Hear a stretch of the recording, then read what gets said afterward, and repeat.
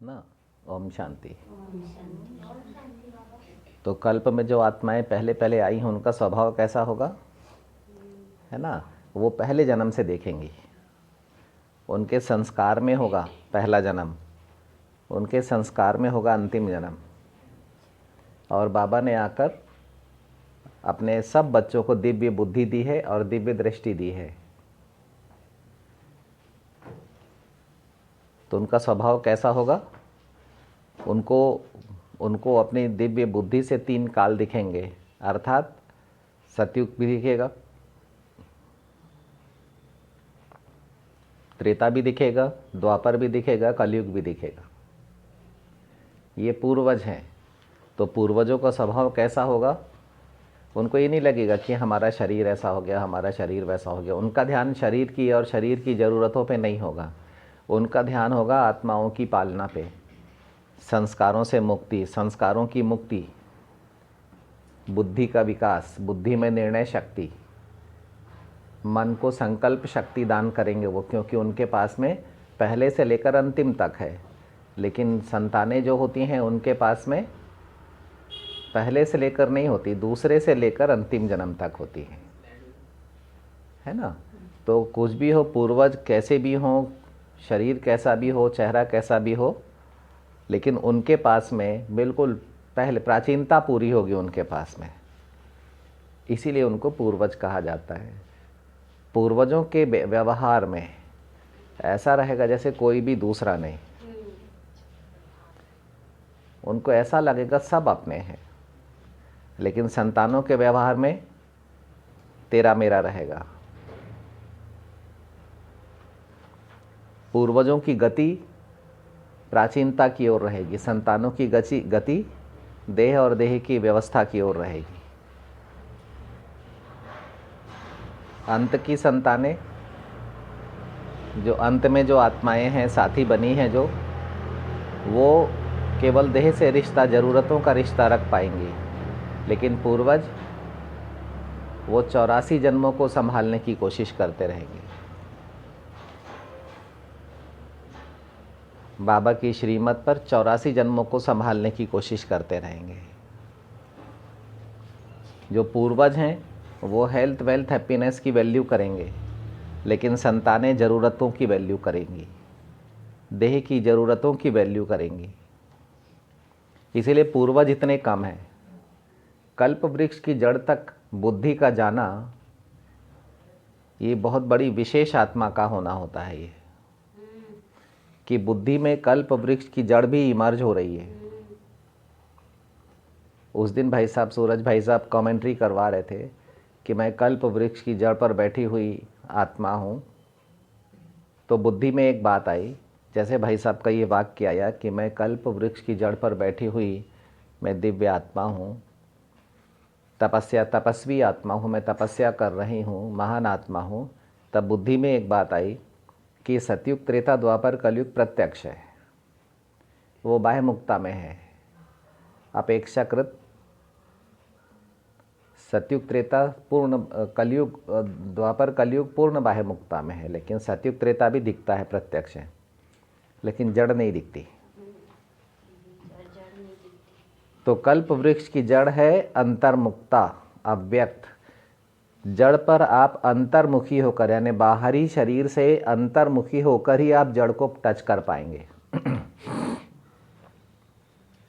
कल्प वृक्ष की जड़ तक पहुंचने की बुद्धि विश्व के पूर्वजों को बाबा ने दी है, और वो हम सब हैं, ब्रह्मा के बच्चे। थोड़ी सी कोशिश करेंगे तो हम कल्प वृक्ष की जड़ तक पहुंच जाएंगे। तो कल्प वृक्ष की जड़ पर पहुंचने के लिए हमारे पास में बहुत सुंदर सी कला आएगी कि एक, हम अपनी सर्व मनोकामनाएं तो पूर्ण कर ही पाएंगे, साथ साथ हम सारे विश्व की, एक दो की नहीं, अपने रिश्ते नातों की नहीं, सारे विश्व की आत्माओं की मनोकामनाएं पूर्ण कर पाएंगे। और ऐसी आत्माओं को कामधेनु नाम दिया गया है। विश्व को सेना चाहिए तो हमसे मिल जाएगी। कामधेनु ने राजाओं को सेना भी दे दी थी। विश्व को खान पान चाहिए तो हमसे मिल जाएगा। विश्व को धन संपत्ति चाहिए तो हमसे मिल जाएगा।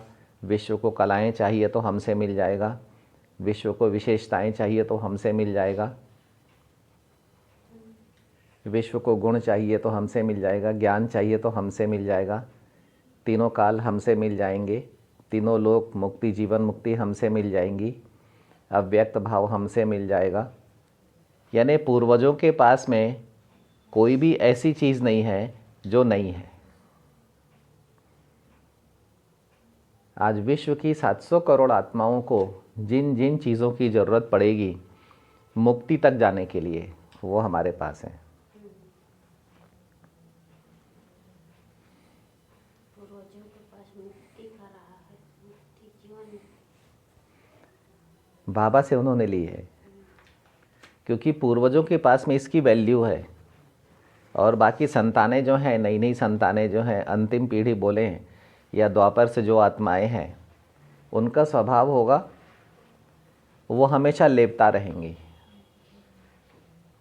वो हमेशा ही मांगती रहेंगी, हमेशा मांगती रहेंगी, क्योंकि उनका वो संतान कई संस्कार पहने हुए हैं। ये गलती नहीं है, वो मांगेंगी किसी दूसरे से नहीं, अपने बड़ों से ही मांगेंगी वो, क्योंकि भारतवासी है ना, तो अपने माता पिता से ही मांगेंगी वो।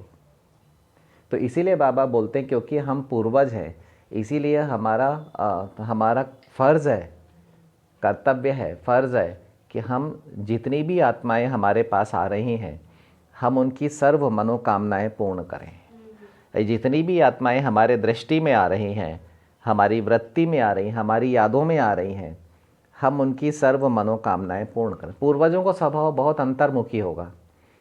आप जब अंतर्मुखता में आत्मा जाती है, किशोर भैया, आत्मा जब अंतर्मुखता में जाती मतलब इस साकार शरीर से दूर जाती है और अपने आकारी और अशरीरी और निराकारी रूप के पास जाती है, तब उसे उसकी सारी पीढ़ियाँ मिलती हैं।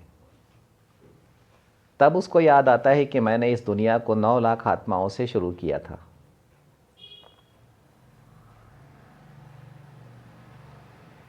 फिर जैसे जैसे मैं आगे बढ़ते चली गई, आत्माएं साकार दुनिया में जीवन मुक्ति में आते रहीं परम धाम से।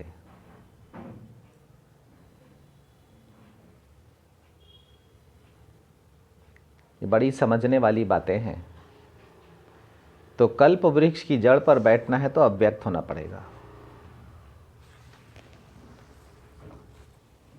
नैपकिन दे दीजिए। कल्प वृक्ष की जड़ पर बैठना है तो अव्यक्त होना पड़ेगा। कल्प वृक्ष की जड़ को फील करना है तो अव्यक्त होना पड़ेगा। सीधा कल्प वृक्ष भारत को स्वर्ग बनाने का नक्शा है, उल्टा कल्प वृक्ष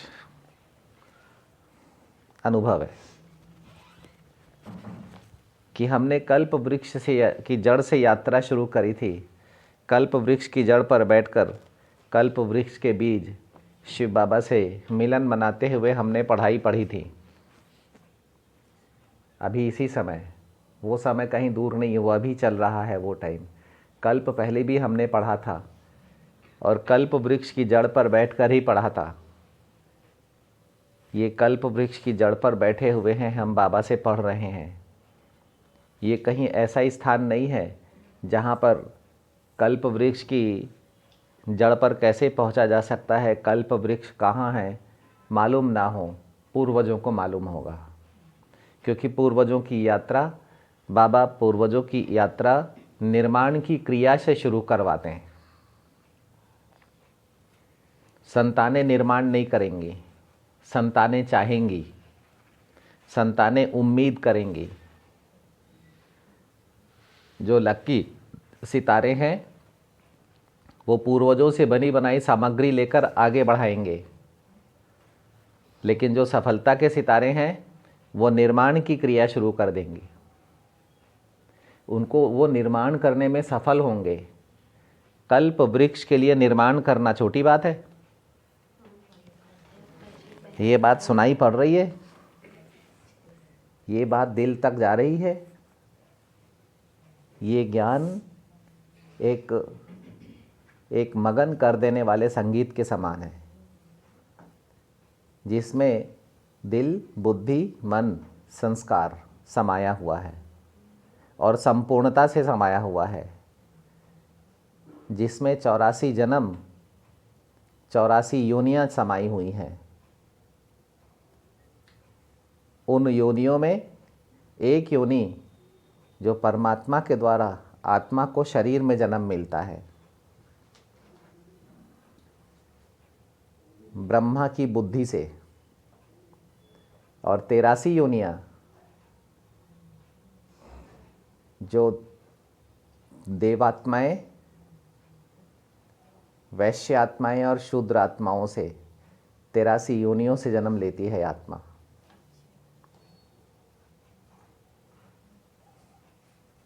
योनियों में जन्म छिपे हुए हैं, जन्म में आयु छिपी हुई है, और योनियाँ युगों में होती हैं, और योनियाँ आत्माओं की होती है। योनि आत्मा को परम धाम से साकार दुनिया में लाकर या साकार दुनिया से नया जन्म देने के लिए एक साधन के रूप में काम करती है। योनि के थ्रू ही आत्मा साकार दुनिया में अवतरण लेती है। ये बड़ी गहरी बातें, 84 लाख योनियाँ नहीं है, कोई हिसाब किताब नहीं बनता है। योनियाँ सिर्फ 84 योनियाँ हैं, और उसमें से हम लोगों ने 8 दैवी योनियों से जन्म लिए हैं, दुनिया पाई है। योनि अर्थात दुनिया में आना, विजयी बनना, शरीर अपने शरीर में प्रवेश करना और अपने शरीर को लेकर योनि से बाहर आना, ये है योनि। तो कोई बोले 84 लाख योनि, तो हिसाब बताओ, पहली योनि कौन सी थी और अंतिम योनि कौन सी है, ये बताओ, नहीं तो हमसे सुनो।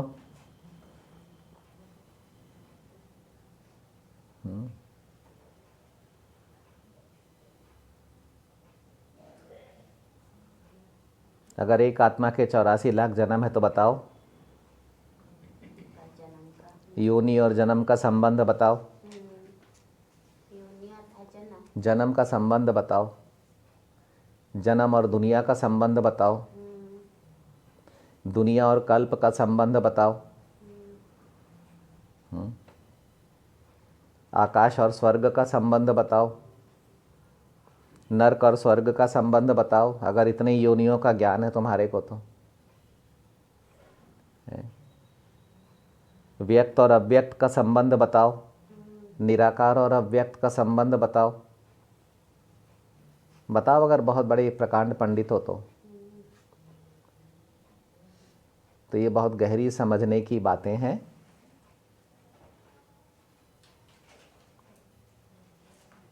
परम धाम से आत्मा, ध्यान रखना इस बात का, हर चीज़ के पीछे में गुण छिपे हुए हैं। अगर प्यार ना हो तो मूवमेंट ख़त्म हो जाए, अगर खुशी ना हो तो गति, मूवमेंट माने गति ख़त्म हो जाए, हिलडुल हलचल ख़त्म हो जाए, चुरपुर ख़त्म हो जाए। अगर शांति ना हो, माँ के पेट में भी बच्चा गुणों के कारण हिलता डुलता है, जब खुश होता है तो हिलता डुलता है, जब माँ का प्यार पाता है तो हिलता डुलता है, जब उसको माँ की हृदय की ध्वनि सुनाई पड़ती है तब उसको खुशी होती, तब वो डांस करता है, हिलता डुलता है, चुरपुर करता है। बड़े प्यार भरी कहानी है ये साधारण कहानियाँ थोड़ी है। हम योनि में कहाँ से आ गए, कहाँ से आ गए, माता पिता कहाँ से मिल गए हमें, मनुष्य माता पिता कहाँ से मिल गए। ऐसी हम में क्या विशेषता है जिससे हम मनुष्य माता पिता में 84 योनियों से हैं, 84 जन्मों से हैं, ऐसी कौन सी विशेषता है। तो आत्मा का आकार और आत्मा के संस्कार, आत्मा को अगर मनुष्य के हैं तो मनुष्य बनाएंगे, जानवर के हैं तो जानवर बनाएंगे। आकार है नक्शा और साकार है बिल्डिंग। अगर नक्शा मनुष्य का है तो मनुष्य की बिल्डिंग बनेगी, अगर नक्शा किसी जानवर का है, पंछी का है, रेप्टाइल का है, क्रोकोडाइल का है, तो बिल्डिंग भी वैसे ही बनेगी। अब मनुष्य का नक्शा है तो मनुष्य की आत्मा जो है ना, मनुष्य की आत्मा कर्मशील होगी, उसको कर्म करना होगा। बाकी आत्माएं जीवन यापन के लिए आती हैं, या बोले प्रकृति की सुंदरता होती हैं, या बोले प्रकृति में सहचर होती है मनुष्य के साथ। जैसे मनुष्य होते हैं वैसी उनकी मनसा होती है। या दूसरी बात बोले, जैसे संस्कार होते हैं वैसी उनकी मनसा होती है। जिन्होंने 84 जन्म देखे हैं उनके अंदर में देवत्व होगा, दातापन होगा। लेकिन जिन्होंने 2500 साल में आई हैं जो आत्माएं, अंतिम 2500 साल में आई हैं, पहले 2500 साल में देव आत्माएं आई भारत में, तो वो सबको देना चाहेंगी। देना क्यों चाहेंगी? क्योंकि देने का कारण है कि उनके अंदर में सबसे प्यार होगा। वो सबके दुख और सबके दर्द को समझेंगी। अपना प्यार देकर उन्हें सुख देना चाहेंगी, वो सुखदायी होंगी। अपनी खुशियाँ दान करके, अपनी शक्तियाँ दान करके उनको सुख देना चाहेंगी। उनकी कमजोरियाँ ख़त्म करेंगी, उनके अंदर के दुख ख़त्म करेंगी। लेकिन जो आत्माएं 2500 साल में आई हैं, जो धर्म मात्र 2500 साल पुराने हैं, तो वो इस बात को समझेंगे नहीं। जो आत्माएं प्राचीन हैं, जो आत्माएं पहले पहले आई हैं, वो डबल अहिंसक होंगी। उनको ये बात सुनाई पड़ेगी कि काम एक कटारी के समान है, इससे किसी को भी नहीं मारना है। क्रोध एक अग्नि के समान है, इसमें किसी को भी नहीं जलाना, ना खुद को जलाना है ना दूसरे को जलाना है। मोह एक अंधेरे के समान है, मोह अधूरा होता है। आप किसी के भी एक देह से तो प्यार कर सकते हो, लेकिन दूसरी देह से प्यार करना है तो आपके अंदर में चाहिए देवत्व।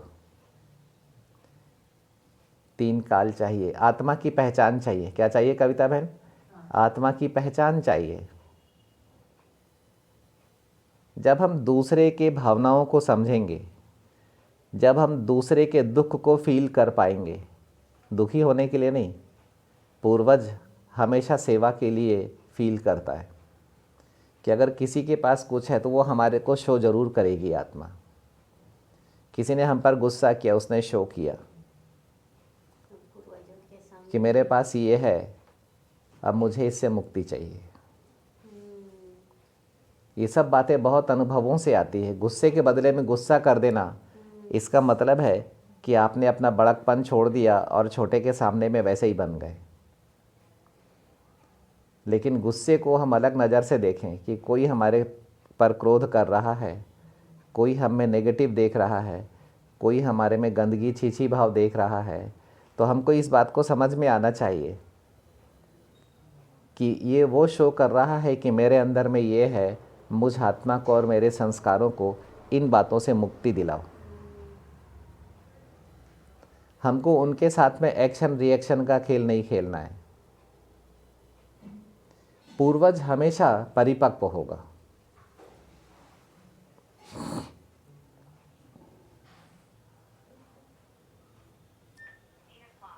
पूर्वज का भाव हमेशा पालना का भाव होगा। अच्छाइयाँ दर्शन और अच्छाइयाँ देने का भाव होगा। हमेशा सुधारात्मक होगा उसका स्वभाव, उसका व्यवहार हमेशा सुधारात्मक होगा। वो चाहेगा कि एडिशन किया जाए,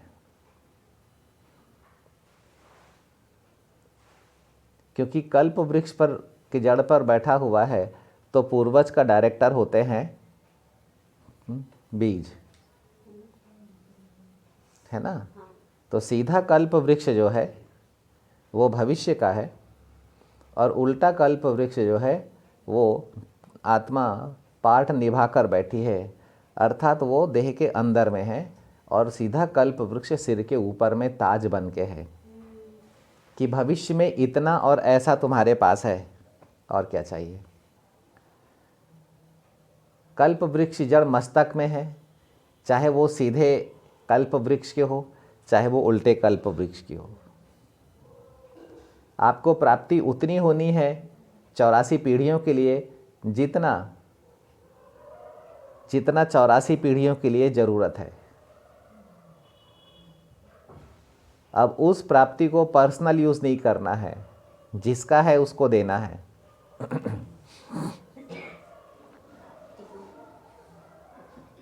सतयुग के 1250 वर्ष की प्राप्ति आपको होगी, क्योंकि कल्प वृक्ष की जड़ पर बैठे हो, क्योंकि जड़ के ऊपर में सीधे जड़ के ऊपर में सीधा जड़ के बाद में कलयुग है।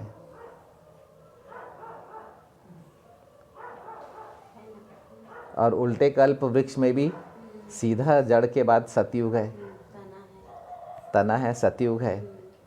तो एक तरफ स्थापना होगी और एक तरफ प्राप्ति होगी। जो प्राप्ति है वही स्थापना है, प्राप्ति और स्थापना है। क्योंकि प्राप्ति हुई तो कहीं रखना पड़ेगा ना। भाई ये नैपकिन दिया किसी ने, इसको कहीं तो रखूँगा ना। तो ये अव्यक्त प्राप्तियां हैं, ये डबल लाइट प्राप्तियां हैं। इनको साकार प्राप्तियां नहीं कहा जाता, ये मन बुद्धि संस्कार की प्राप्तियां हैं। तो इन्हें वहाँ रखा जाता है। जो हम बुद्धि में रखते हैं वो धारणा हो जाती है, जो हम समझ में रखते हैं वो संकल्प हो जाता, संकल्प शक्ति बन जाती है। और जो बातें, जो संकल्प शक्ति संकल्प से इंद्रियों तक पहुँचती हैं वो संस्कार हो जाते हैं, धारणा हो जाती है, यानी रख लिया। जो मन में संकल्प रखते हैं, समझ रखते हैं, वो संकल्प शक्ति हो जाती है। और जो समझ संकल्पों के द्वारा इंद्रियों तक पहुंच जाती है वो संस्कार हो जाते हैं। और संस्कार और आकार कर्म को जन्म देते हैं और अपने को और अपनी पीढ़ियों को एक दिशा देते हैं। फल अगर भोगना है तो फल एक पीढ़ी भी है, पीढ़ियों के लिए दिशा का काम भी करती है। फल के द्वारा ही परमात्मा डायरेक्शन देते हैं पीढ़ियों को, कि माता पिता ने ऐसा किया है तो बच्चे भी सोचेंगे हम भी ऐसा करें। हमारे कर्म और हमारे फल पीढ़ियों के लिए डायरेक्शन का भी काम करते हैं। जब तक गिरना है तब तक गिरना है, जब बाबा मिल जाते हैं उसके बाद उठना है, संभलना है और फिर सुधर कर आगे बढ़ना है घर की ओर, स्वर्ग की ओर। इसको बोलते हैं सद्गति। जब तक गिर रहे हैं तो सामने में दुर्गति दिखेगी आपको। जिस दिन हमने चढ़ना शुरू कर दिया, अर्थात निचले स्तर की कमजोरियों को, बुराइयों को छोड़ना शुरू कर दिया, जहाँ से त्याग की भावना हमारे अंदर में आ गई, वहीं से हमारी गति और दिशा पलट जाती है, बदल नहीं जाती, पलट जाती है, एकदम यू टर्न हो जाता है। पहले उल्टी दिशा में चेहरा था, अभी उल्टी दिशा में चेहरा हो जाएगा। पहले चेहरा अंतिम सिरे पर था, अभी चेहरा और बुद्धि कल्प वृक्ष की जड़ पर हो जाएगी, पहले सिरे पर नहीं आएगी, अव्यक्त में चले जाएगी। ये है बाबा हमें जो दिव्य बुद्धि देते हैं उसका कमाल, कि हम पहले ड्रामा के अंतिम सिरे पर खड़े थे, अभी ड्रामा के आदि मध्य अंत को समझकर हम अनादि सिरे पर, जड़ पर बैठे हुए हैं। मैं आत्मा अपना बीज रूप धारण करके कल्प वृक्ष की जड़ पर बैठ सकती हूँ और मुझे कल्प वृक्ष मिल गया है। बल्कि ऐसा बोला जाए कि मैं कल्प वृक्षधारी आत्मा हूँ। इस कल्प वृक्ष के द्वारा, इस साकार देह के द्वारा, बीते हुए 84 जन्मों के संस्कारों के द्वारा मैं अपनी 84 पीढ़ियों को कल्प वृक्ष के बीज परमपिता परमात्मा से सब कुछ लेकर सब कुछ दे रही हूँ।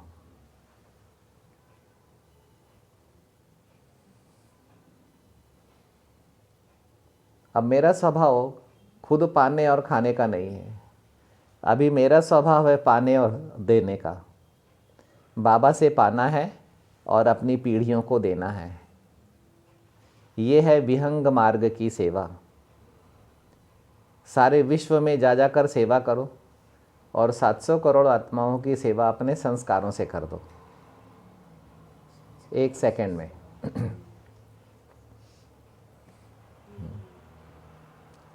क्या बोला सोनिया दीदी?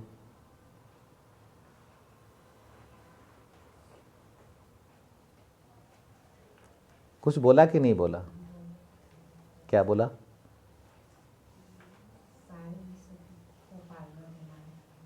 कोई बात नहीं, दीपा बताओ क्या बोला? विहंग मार्ग की सेवा करके अपनी पूरी पीढ़ी को देना है। कैसे देना है? बाबा से पीढ़- लेकर देना। पीढ़ियाँ कहाँ से मिलेंगी? बाबा से बोलने दो ना। देना है, हैं? बाबा से लेकर फिर देना है। किस, कहाँ से दें, कहाँ से मिलेंगी पीढ़ियाँ? हम कल आपको आपकी पीढ़ियाँ कहाँ से मिलेंगी? हम जड़ में बैठे हुए हैं, कौन बैठा है जड़ में? हम माने पीढ़ियाँ आप नहीं हो। पीढ़ियाँ बैठी हैं। आप पीढ़ी हो? पूर्वज हमारी पीढ़ी को देना है। अपनी पीढ़ी को। हाँ, आप अपनी पीढ़ी, यहाँ पर मुझे अपनी क्योंकि मैं भी तो देवात्मा हूँ ना, तो मैंने भी तो 84 जन्म लिए हैं ना, तो इस संसार में मेरी भी तो 84 पीढ़ियाँ हैं ना, और उन पीढ़ियों में मेरी संतानें भी हैं हर जन्म की। तो और वो पीढ़ी आई कहाँ से? तो संस्कार से। संस्कार से मुझे योनि मिली है। जैसा संस्कार वैसी योनि। एक और नया बात, जैसा संस्कार, जिस अवस्था का संस्कार, वैसे योनि मिली है, वैसी माँ मिली है।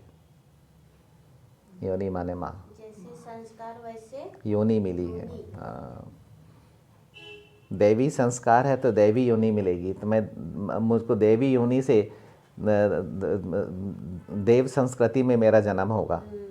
मैं देवी देवताओं के बीच में जन्म लूँगा। अगर मानवीय संस्कार है तो मानवीय माँ मिलेगी, तो मानवीय योनि मिलेगी, तो मानवीय योनि से मेरा मनुष्य जन्म होगा, तो मैं मनुष्यों के बीच में जन्म लूँगा। हाँ, और अगर बाबा से मुझे बुद्धि रूपी योनि मिली है तो मैं बाबा के पास जन्म, ब्राह्मण माँ से, ब्रह्मा माँ से, ब्रह्मा माँ से जन्म लूँगा। मनुष्य सृष्टि का बीज शिव बाबा, आत्मा का पिता, वो ब्रह्मा माँ से ब्राह्मण योनि में जन्म देगा, बुद्धि से। तो कुल मिला के बुद्धि से ही योनि का जन्म होता है, और योनि से ही बुद्धि का जन्म होता है। मैं शूद्र योनि में था, है ना, अंतिम जन्म में था, कलयुग में था, तमो प्रधान था। वैसी ही वैसी माँ से मैं इस योनि में आया हूँ, इस दुनिया में आया हूँ, इस देह दुनिया वैभव पदार्थों में मैं आया हूँ। लेकिन मुझे शिव बाबा मिले, ब्रह्मा माँ मिली, बुद्धि मिली, तो मुझे ब्रह्मा माँ की योनि मिल गई। मैं ब्राह्मण योनि में हूँ इस समय। मैं मनुष्य से देवता बन रहा हूँ। अंदर में देवता है, बाहर से मैं मनुष्य दिख रहा हूँ, लेकिन अंदर में देवत्व है। और इससे पहले अंदर में शूद्रता थी और बाहर में मनुष्य था।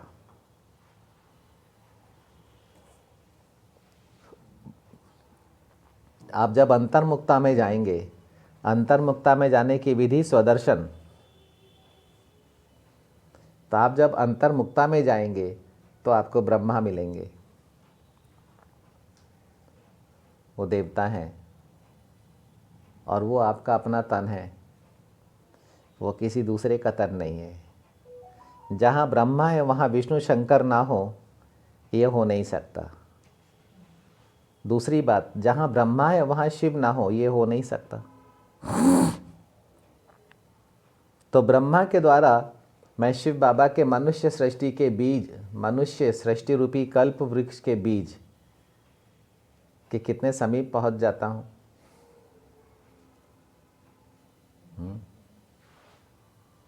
ब्रह्मा एक ब्राह्मण, ब्राह्मणियां 9,16,108 कम से कम। पहले जन्म के लिए इतने तो तैयार चाहिए।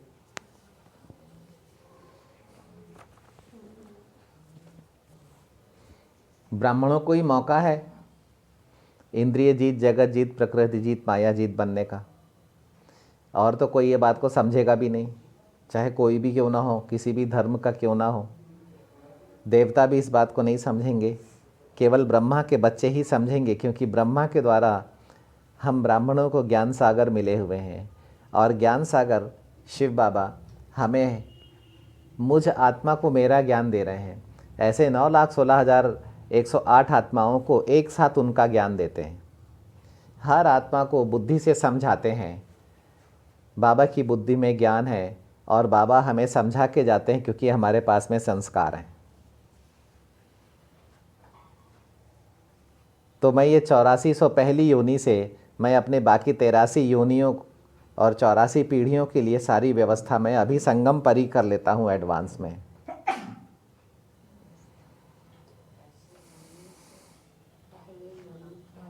84वीं योनि में, हाँ, मैं कल्प वृक्ष के बीज शिव बाबा के पास ऐसी प्राप्तियाँ करता हूँ जो मैं अपने मैं और मेरे को छोड़कर मैंने वो लेयर हटा दी, वो दरवाज़ा खोल दिया, वो बिल्डिंग को हटा दिया, मैं और मेरे की बिल्डिंग को हटा दिया। अब जो भी बाबा से मुझे मिल रहा है वो 84 पीढ़ियों में फ्लो हो रहा है।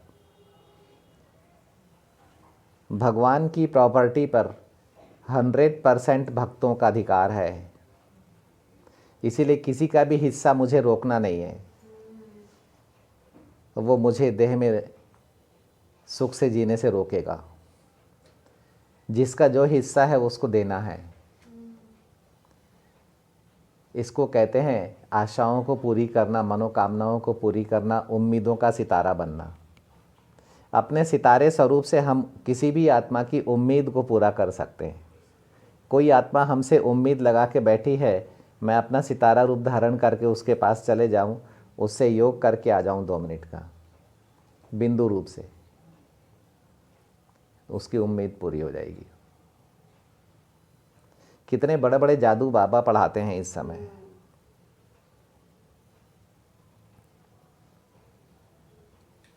मनोकामनाएं अव्यक्त हैं, है ना, कामनाएं व्यक्त हैं। किसी के व्यक्त नाम रूप को देखकर हमारे अंदर में कामना नहीं जागनी चाहिए कि हम उसके व्यक्त भाव से लेना चाह रहे हैं। अंतिम है, क्या लें? अंतिम है, कामना अंतिम है, व्यक्त रूप अंतिम है। अंतिम। अब उससे क्या ले सकते हैं? कितना है उसके पास मालूम ही नहीं है। अभी साधना से क्या लिया जाए? देना है उनको तो। सोनिया दीदी से क्या लूँ? मंजू बहन से क्या लूँ? मैं भी तिरछा हो जाऊँगा, मेरे को भी खिंचावट होने लग जाएगी अगर इनसे लेने। 50% मिलना है, 50% तो गायब है, तो खिंचावट हो रही। 50% खींच रहा है, मैं भी हूँ, मैं भी हूँ, मैं भी हूँ, ध्यान ही नहीं दे रही आत्मा। वो बोलता गरीबों को सुनो, वो तुम्हारी सुनेगा, तुम 1 पैसा दोगे वो 10 लाख देगा। तो इनको 1 पैसा पसंद है, 10 लाख पसंद ही नहीं है। तो कि दीपा से क्या ले लूँ, आपसे क्या ले लूँ? तो अंत में कुछ बचता ही नहीं ना आत्माओं के पास। ले देकर जैसे तैसे सांस चलती है, कभी रुकती है, कभी चलती है। कल झटका लगा है। लेकिन वो प्योरिटी है उसके अंदर में, कोई भी कपट नहीं है, इसीलिए वो सांस आ गई, नहीं तो कल ही चले गई थी। हम देख रहे थे कि बाबा जा रही है ये तो लौट के आ गई वो, क्योंकि प्योरिटी है। सांस आए कहाँ से ये प्रश्न नहीं है, सांस क्यों नहीं आए ये उत्तर है। तो जहाँ पर निर्मलता है, जहाँ पर पारदर्शिता है, जहाँ पर बादल नहीं है, स्वच्छता है, वहाँ पर जीवन का आगम निगम, शरीर के अंदर में जीवन का फ्लो होना और शरीर से जीवन का निकलना और विश्व में फैलना, ये फ्री फ्लो होता है, स्वतंत्रता से होता है, किसी प्रकार का बंधन नहीं होता। जहाँ पर मैं और मेरा होता है उसके लिए ये शरीर जीवन बहुत मांगता है, ये तत्व और समय जीवन बहुत मांगते हैं। जहाँ पे शरीर होता है, जहाँ पर अपारदर्शिता होती है, हाँ, अस्वच्छता होती है, वहाँ पर ये शरीर जीवन बहुत मांगता है। तो जीवन ज़्यादा चाहिए तो फिर ऑक्सीजन पर जियो, तब फिर सांसों पर निर्भर हो जाती है आत्मा। अगर आत्मा का जीवन शरीर में फ्लो हो रहा है तो फिर ऑक्सीजन का मिनिमम कंजम्पशन करेगी आत्मा, फिर वो ऑक्सीजन से दूर यानी हॉस्पिटल से बाहर निकलते जाएगी और अब वो फ्री फ्लो जीवन में जिएगी। क्योंकि आत्मा में जो जीने की शक्ति है, उससे जो जीवन मिल रहा है वो सबको जीवन दान कर रही है। तो जितनी आत्माओं को जीवन दान करेगी उतनी आत्माओं से जीवन मिलेगा। तो आत्मा हॉस्पिटल से यानी कि ऑक्सीजन से बाहर निकल आएगी। अभी वो जिएगी स्वतंत्रता से, उसमें जीने का बल आ गया, उसका शरीर फिर काम करेगा, उसकी मोटर चलेगी। ठीक है। ओम शांति।